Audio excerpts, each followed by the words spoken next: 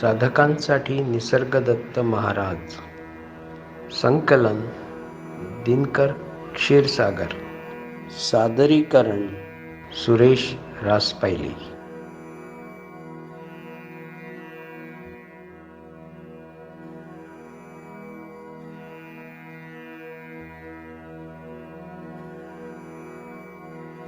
विषय आहे ज्ञान प्रबोध. विषय आहे ज्ञान प्रबोध.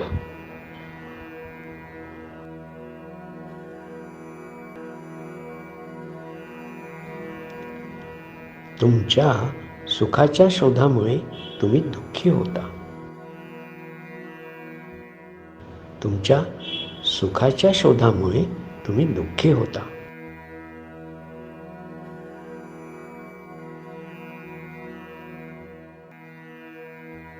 तुम्हाला दिवसाचे 24 तास परमानंद हवा आहे. परमानंदाच्या अवस्था येतात आणि जातात, कारण त्याचा ताण मानवी मेंदूला फार काळ सहन होत नाही. तुमचा मेंदू अत्यंत शुद्ध, सूक्ष्म नसेल तर तो दीर्घ परमानंदाने जळून जाईल.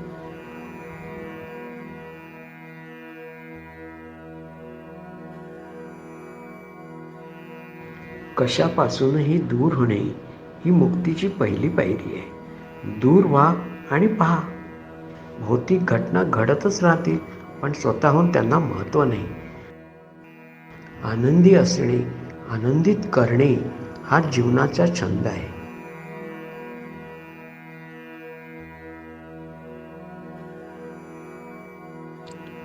केवळ योग्य सल्ल्याने मुक्ती मिळत नाही, त्या सल्ल्यावर आधारलेल्या कृतीने ती मिळते. केवळ योग्य सल्ल्याने मुक्ती मिळत नाही, त्या सल्ल्यावर आधारलेल्या कृतीने ती मिळते.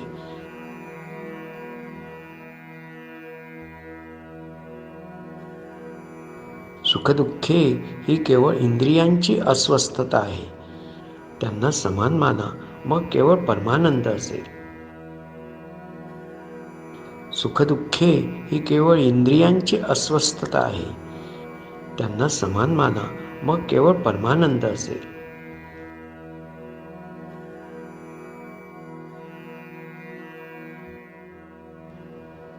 जर तुम्ही भावनेच्या भरात कोणाला मदत करायला जाल तर तुम्ही मदत करू शकणार नाही. स्वतःला मदतीची गरज उरत नाही तेव्हाच खरी मदत केली असे होते.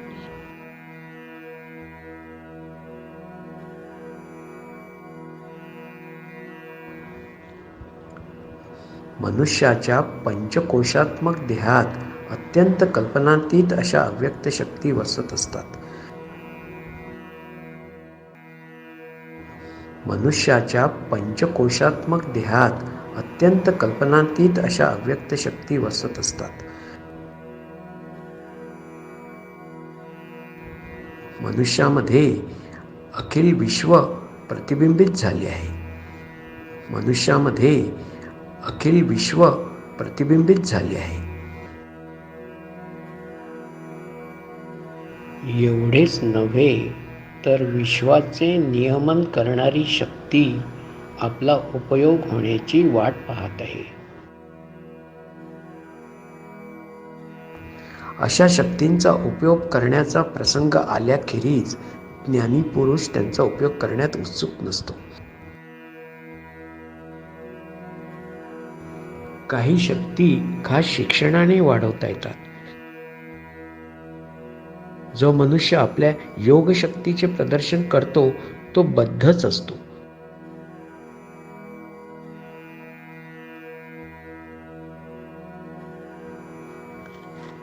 व्यक्तित्वात कोंडलेले व्यक्तित्व जेव्हा बंधमुक्त होईल, व्यक्तित्वात कोंडलेले व्यक्तित्व जेव्हा बंधमुक्त होईल, तेव्हाच परमात्मा आपल्या स्वयंप्रकाशित्वाने प्रकाशमान म्हणून स्वरूपात प्रतीत होईल.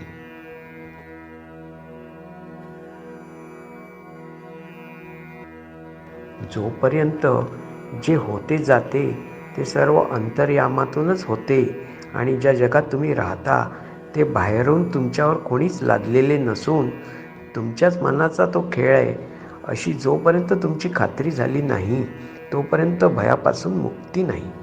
तुमचे सगळे प्रयत्न म्हणजे भयापासूनच्या पळवाट आहेत.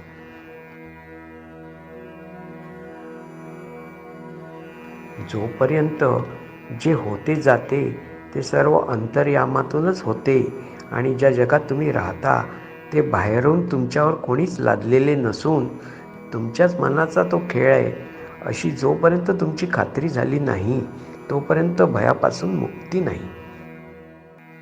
तुमचे सगळे प्रयत्न म्हणजे भयापासूनच्या पळवाट आहेत.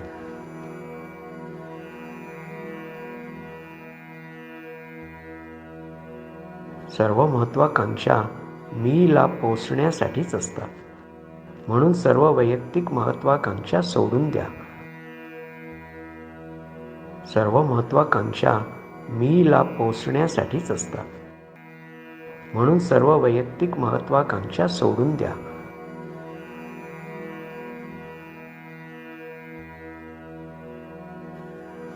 समोर आलेल्या प्रसंगाशी मुकाबला कसा करावा हे ठरविण्या अगोदर मनातले विचार थांबवून ते शांत करा. मनाचा लय झाल्यावर राहिलेल्या शुद्ध जाणीवेने जर तुम्ही त्या प्रसंगाचे संपूर्ण आकलन केलेत तर तुमचा सल्ला खरा ठरण्याची खात्री जास्त. समोर आलेल्या प्रसंगाशी मुकाबला कसा करावा हे ठरविण्या अगोदर मनातले विचार थांबवून ते शांत करा. मनाचा लय झाल्यावर राहिलेल्या शुद्ध जाणीवेने जर तुम्ही त्या प्रसंगाचे संपूर्ण आकलन केलेत तर तुमचा सल्ला खरा ठरण्याची खात्री जास्त.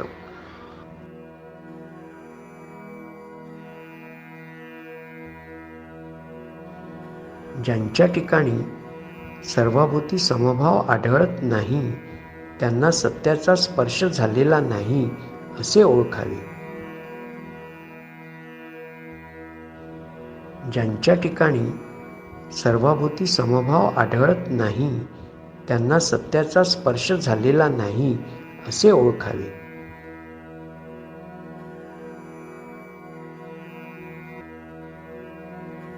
तुम्ही म्हणून स्वतःला जे काही कवटाळून घेऊन बसला आहात ती सर्व तुमची कल्पनाच आहे असे जेव्हा तुमच्या तटस्थ शुद्ध जाणीवेतून दुरून तुम्ही पाहाल तेव्हाच तुम्ही स्वरूपाजवळ आला आहात असे ओळखा. तुम्ही म्हणून स्वतःला जे काही कवटाळून घेऊन बसला आहात ती सर्व तुमची कल्पनाच आहे असे जेव्हा तुमच्या तटस्थ शुद्ध जाणीवेतून दुरून तुम्ही पाहाल तेव्हाच तुम्ही स्वरूपाजवळ आला आहात असे ओळखा.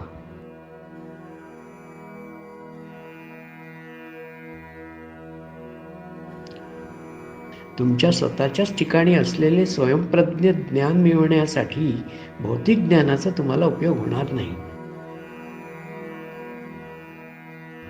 तुमच्या स्वतःच्याच ठिकाणी असलेले स्वयंप्रज्ञ ज्ञान मिळवण्यासाठी भौतिक ज्ञानाचा तुम्हाला उपयोग होणार नाही. तुमची आंतरिक शांती आणि समाधान तुम्हाला मिळवायचे आहे ते पैसे मिळवण्यापेक्षा कठीण आहे. कोणतेही विश्वविद्यालय तुम्हाला आत्मज्ञान शिकविणार नाही. त्याकरिता स्वये साधनाच करावी लागते. तुम्हाला आत्म ओळख हवी असेल तर सर्व व्यवहारातून सुटका करून घेतलीच पाहिजे.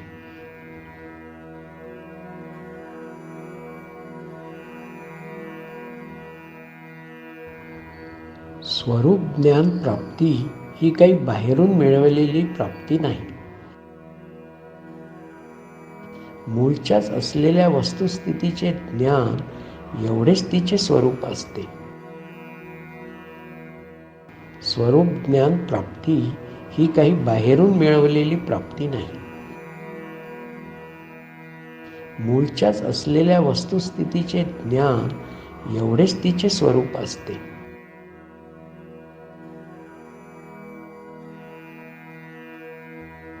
ज्याची भीती वाटावी अशा कशालाच अस्तित्व नाही हे जाणून घ्या. ज्याची भीती वाटावी अशा कशालाच अस्तित्व नाही हे जाणून घ्या.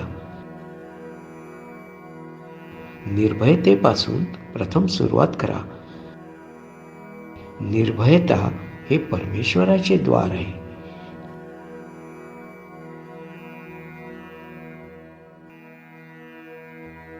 खरी कृती नाश करीत नाही तर रूपांतर करते. दूर स्थलांतर करणे ही हद्दपारी आहे, तर ठाईच हृदय परिवर्तन हीच खरी कृती आहे.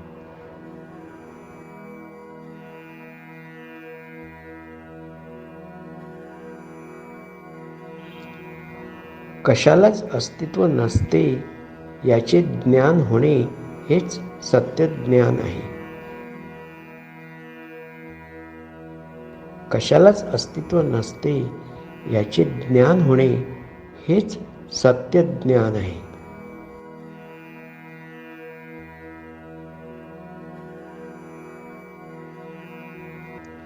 सत्य पाहिले असा अनुभव असू शकत नाही. सत्य पाहिले असा अनुभव असू शकत नाही. मग सत्याचा शोध घ्या असे तरी का म्हणतात? याचे कारण मनाला काहीतरी हेतू लागतो. असत्यापासून मुक्तता करून घेण्यास प्रोत्साहन म्हणून मनाला काहीतरी प्रलोभनाचे आश्वासन हवे असते. वास्तविक कुठल्याही हेतूची गरज नाही. असत्यापासून सुटका हा लाभ मुळातच काय कमी आहे? असत्यापासून सुटका हा लाभ मुळातच काय कमी आहे?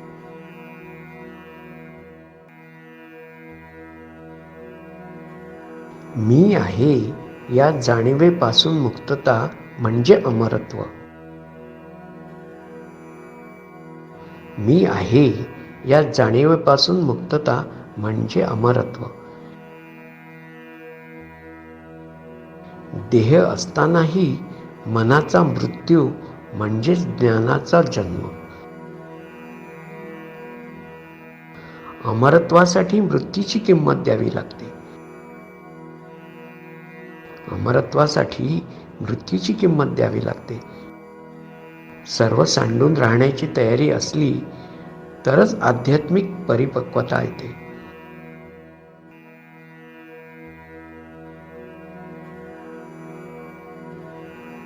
सर्व मार्गांचा उद्देश एकच म्हणजे चित्तशुद्धी हाच असतो. सर्व मार्गांचा उद्देश एकच म्हणजे चित्तशुद्धी हाच असतो.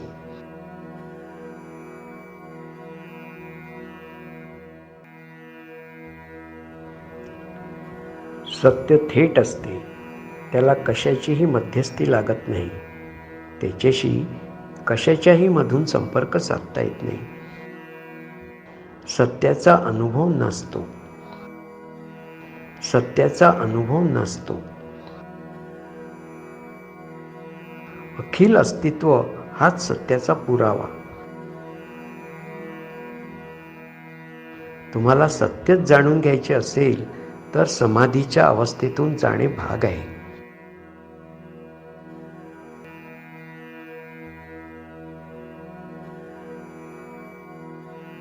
कालातीत स्थितीत कायम या शब्दाला काही अर्थ राहत नाही. अद्वैतात सर्व काही एकच होऊन राहते, तेव्हा अन्य आधाराची आवश्यकता नसते. अगदी सहजगत्या आणि उत्स्फूर्तपणे देहमनाची अनात्मकता येणे यालाच मुक्ती म्हणतात. तुम्ही कसे आहात हे जाणण्याची गरज नाही. तुम्ही कसे आहात हे जाणण्याची गरज नाही. तुम्ही काय नाही एवढे ओळखलेत की पुरे. तुम्ही काय नाही एवढे ओळखलेत की पुरे. निश्चल राहणे हा सर्वात महत्त्वाचा घटक आहे. शांतीत आणि निश्चलतेत तुमची प्रगती होते.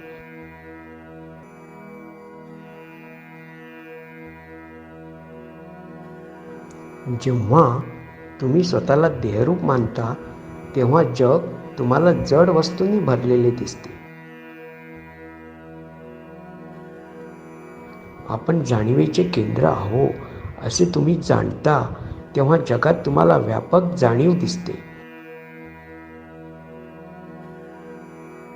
तुम्ही साक्षीत्वाने दूर राहिलात तर तुम्हाला दुःख होणार नाही व जग तुम्हाला नाटकाप्रमाणे अतिशय मनोरंजक दिसेल. तुम्ही साक्षीत्वाने दूर राहिलात तर तुम्हाला दुःख होणार नाही व जग तुम्हाला नाटकाप्रमाणे अतिशय मनोरंजक दिसेल.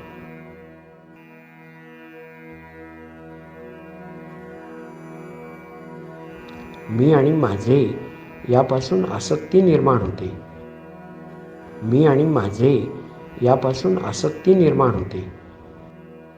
परंतु मी आणि माझे या मिथ्या कल्पना असून त्यांना वास्तवात काही आधार नाही. या कल्पना मनोनिर्मित आहेत. त्यांच्याबद्दल शंका घेताच त्या विरून जातात. या कल्पनाच सर्व संघर्षाच्या मुळाशी आहेत.